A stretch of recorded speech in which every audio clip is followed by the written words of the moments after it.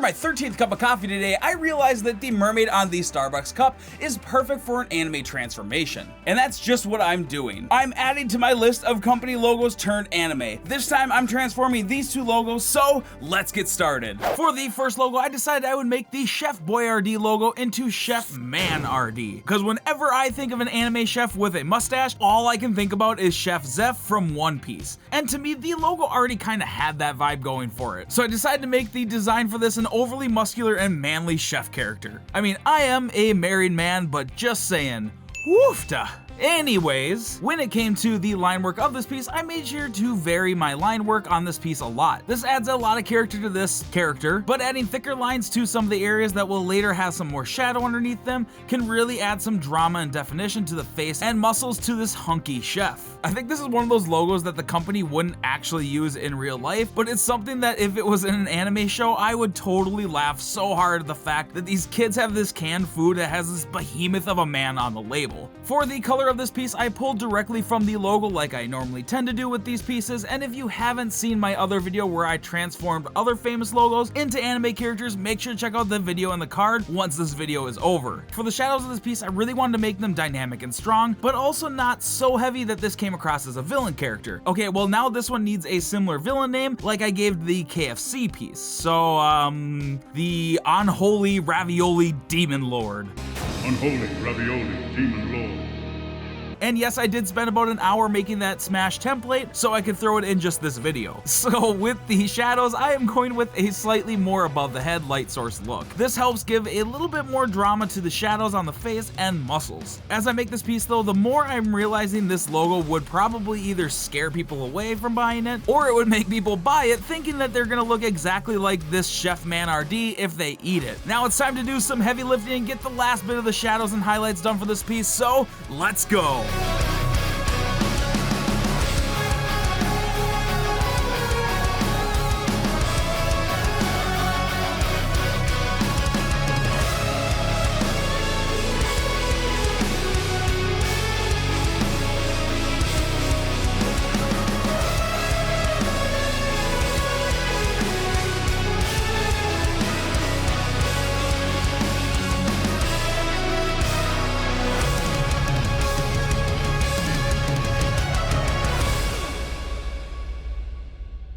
We have the Chef Boyardee drawing all done, but now it's time to get to the drawing that you probably clicked on this video for. It's Starbucks time. So the early sketches for this one I really struggled with for a while, and I had to do a couple different versions of this sketch, but I really wasn't fully happy with how everything was turning out. But this one here is the version I finally ended up going with.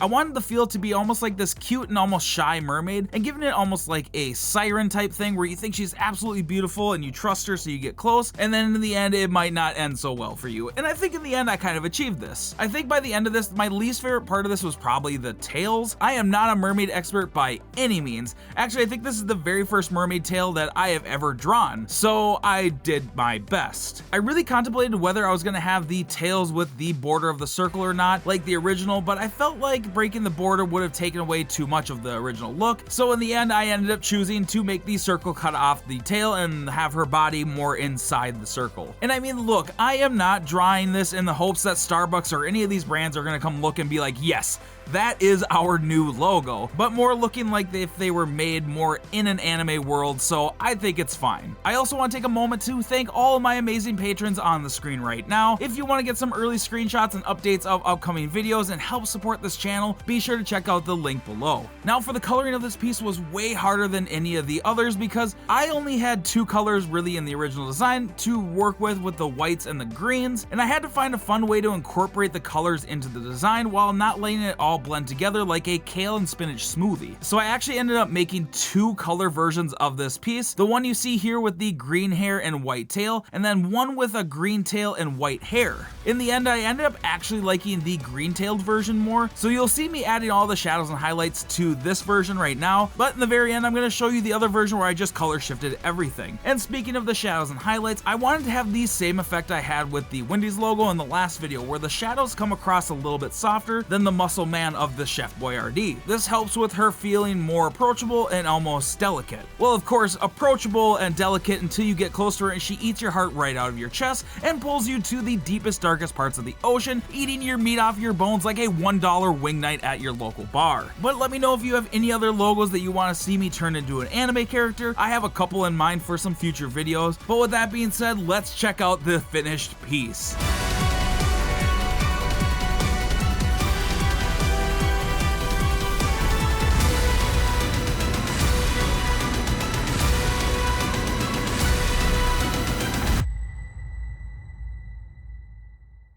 Alright, so we have both of our logos done in an anime style. Do you want to see what they look like in a 3D model in the real world? Well, here you go. Now, I think that's pretty convincing. But be sure to check out the video on the screen right now where I did 3 other logos if you haven't seen it yet. And like always, keep drawing, and until next time, bye!